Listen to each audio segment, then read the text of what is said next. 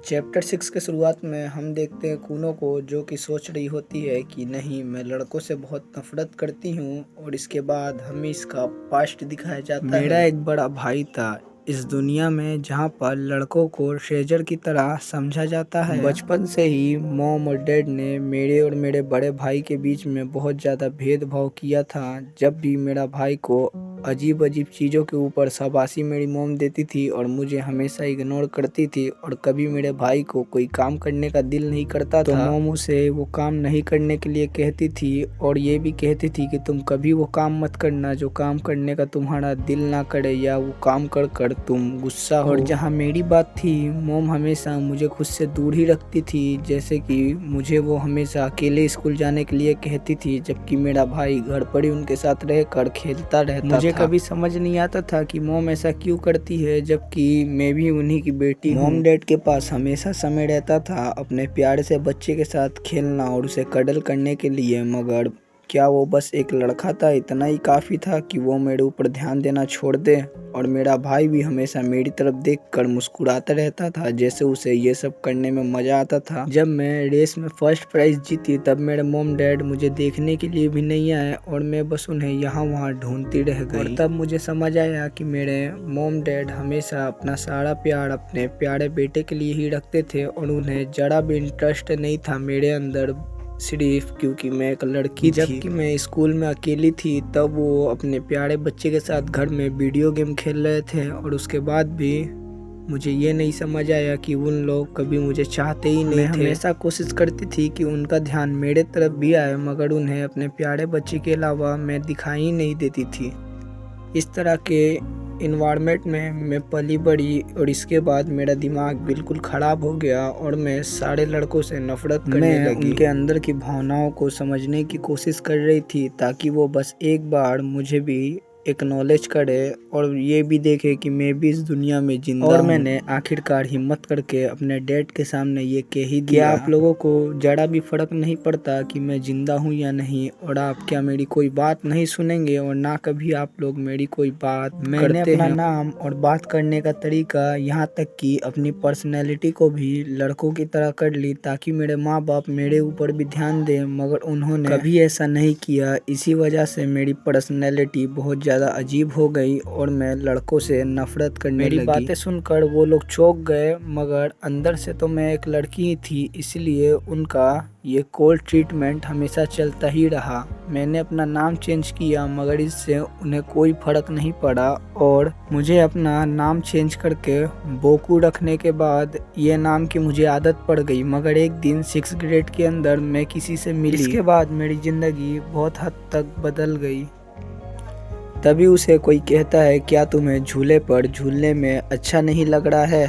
तभी वो घूमकर देखती है तो ये रहता है, जो कि उसे आया था उससे बात करने के लिए। क्या तुम्हें कोई दिक्कत ना हो तो मैं भी तुम्हारे साथ यहाँ पर खेल लूँ? और ये पहला दिन था जब मैं बड़े भाई से मिली थी, और उसे देखकर मुझे लगा कि दुनिया के सारे लड़के एक जैसे नहीं होते। और वो पहला दिन था जब मैं बड़े भाई से मिली थी, और कूनो का पास्ट इतना ही था। इसके बाद हम मूवी का सीन देखते हैं। मूवी में कोई कहता है, तू साले अपने हाथ यहाँ से दूर रख, ये मेरी लड़की है। ये देखकर कूनो अपने पास्ट के बारे में दोबारा सोचती है, जब उसका भाई ने कहा था, मेरे चीज़ों से तुम दूर रहना और मेरे चीज़ों को हाथ मत लगाना। ये कूनो का बड़ा भाई होता है, फिर भी इसको देख के ऐसा नहीं लगता कि ये कूनो को बिल्कुल भी पसंद करता है। इसके बाद हम मूवी का सीन देखते हैं, जहाँ इकोटो कहता है, क्या कोई दिक्कत है तुम्हें कूनो? और कूनो ये सुनकर बिल्कुल चौंक जाती है। कहती है, नहीं, बस मैं मूवी की अचानक से साउंड बढ़ने की वजह से मैं थोड़ा घबरा गई थी, बस इतना ही। कूनो सोचती है कि इकोटो भी एक लड़का है मेरे बड़े भाई की तरह, मगर मेरे बड़े भाई से इकोटो बिल्कुल भी अलग है।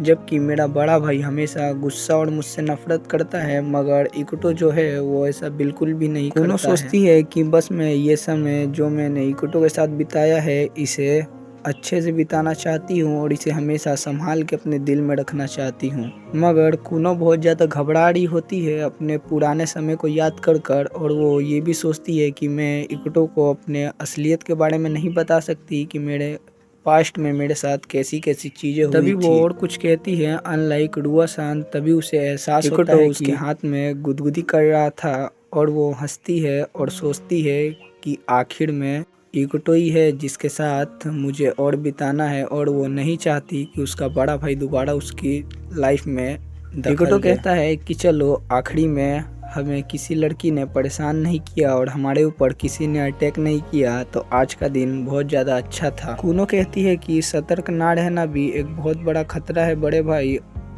इकोटो कहता है अगर ऐसा है तो मुझे तुम्हारा हाथ और जोर से पकड़ने दो। और कुनो दोनों एक दूसरे का हाथ बहुत जोर से पकड़ लेते हैं और उसके बाद वो दोनों उठकर जाने लगते हैं। सोचती है कि इकोटो का बस मेरे पास होना मुझे बहुत ज़्यादा खुश रखता है और मुझे अंदर से शांत रहने में भी मदद करता है। सोचती है कि इकोटो किसी भी मूवी में दिखाए गए एक्टर से बहुत ज़्यादा ही अच्छा और काइंड है। मन की ये छोटी छोटी बातों को अभी उन तक पहुंचने नहीं दे सकती। तभी इकोटो कहता है कि मुझे ये मूवी के बारे में तुम्हें पहले ही बताना चाहिए था कि ये मूवी बहुत ज़्यादा अच्छी है।